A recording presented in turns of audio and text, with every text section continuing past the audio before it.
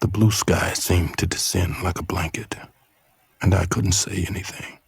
I couldn't cry.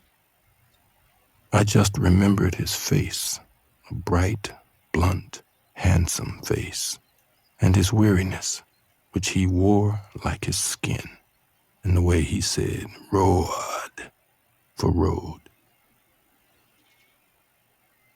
And his telling me how the tatters of clothes from a lynched body hung, flapping in the tree for days, and how he had to pass that tree every day.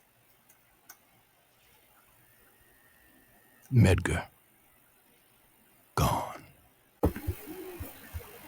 Okay, so in I Am Not Your Negro, one key scene to examine is when Baldwin discusses the assassination of Medgar Evers. In this moment, Baldwin's voiceover reflects on the personal and emotional toll these killings took on the Black community and on him. The documentary uses archival footage of Evers' funeral alongside Baldwin's reflective voiceover. The medium shot of the funeral and the close-up shots of the people in mourning create an emotional connection between the audience and the people in the footage. Baldwin's voiceover serves to deepen the emotional impact of these images, guiding the audience through his intellectual and emotional reaction to the violence. This use of voiceover narration gives us a direct access to Baldwin's inner thoughts, establishing a subjective point of view. The symmetry of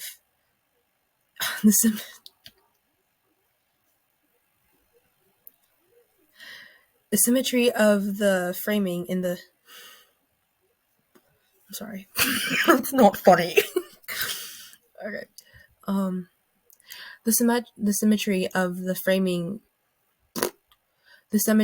the framing of the funeral scenes reflects the organized, controlled nature of Baldwin's analysis, even as the violence disrupts the order. The combination of archival images and Baldwin's narrative.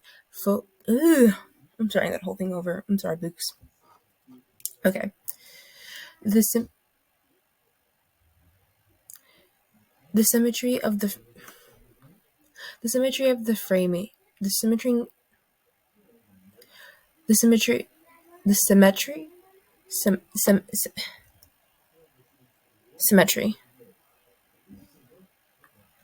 The symmetry in the framing of the funeral scenes reflects the organized, controlled nature of Baldwin's analysis, even as the violence disrupts this order.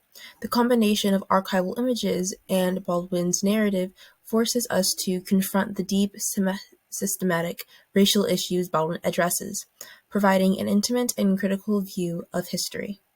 We are going to steal. Wait! I haven't told you what it is yet. Hey, Dave, listen up, please. Next, we are going to steal. Pause for effect. The moon! And once the moon is mine, the world will give me whatever I want to get it back. And I will be the greatest villain of all time. That's what Despicable Me, the point of view in the scene where Groot first introduces his plan to steal the moon is conveyed through various cinematic techniques that highlight both his exaggerated sense of self-importance and the absurdity of his villainous ambitions. Low-angle shots of Groot emphasizes his towering presence and inflated ego, making him appear dominant and larger than life, while the wide shots of his lair showcase the scale of his ridiculous gadgets and the isolation he may feel in his villainous pursuits. Close-ups on Groot's face reveal his intense confidence in his plan, contrasting humorously with the incredulous reactions of the minions who assist in his schemes. The camera also captures the disparity in size between Groot and the minions, with Groot often placed at the center of frame, and the minions surrounding him in a subservient role. Visual hierarchy emphasizes the comedic power dynamic between them, amplifying Gru's exaggerated self-perception.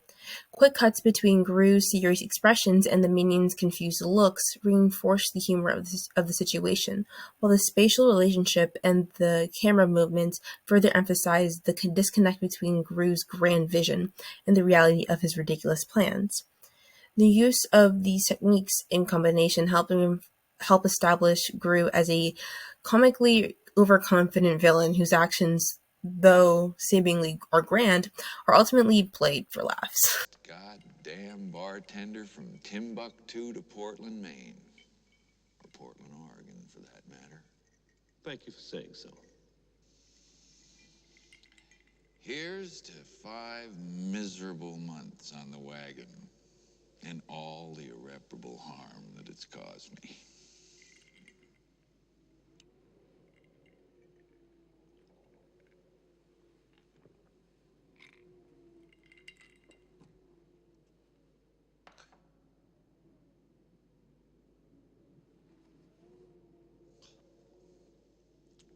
How are things going, Mr. Torrance? Things could be better, Lloyd. Things could be a whole lot better. I hope it's nothing serious. No. Nothing serious. Just a little problem with... In The Shining, the scene where Jack Torrance speaks with the ghostly bartender Lloyd is a perfect example of a subjective point of view that aligns with the psychological tension of the film. Close-up shots of Jack's face as he speaks with Lloyd reveal his mounting obsession and mental instability. The camera lingers on Jack's expression, intensifying the feeling of unease as he descends further into madness. The over-the-shoulder shot of Jack looking at the bar with Lloyd framed in the background gives us a sense that Jack is the one controlling the interaction, but the uncomfortable long takes create a feeling of paranoia, as if Jack is trapped within his own delusions. The eerie dim lighting in the scene combined with the empty space around Jack enhances the claustrophobic and psychological aspect of his point of view, showing how the visual techniques in The Shining distort reality and reflects Jack's unraveling state of mind.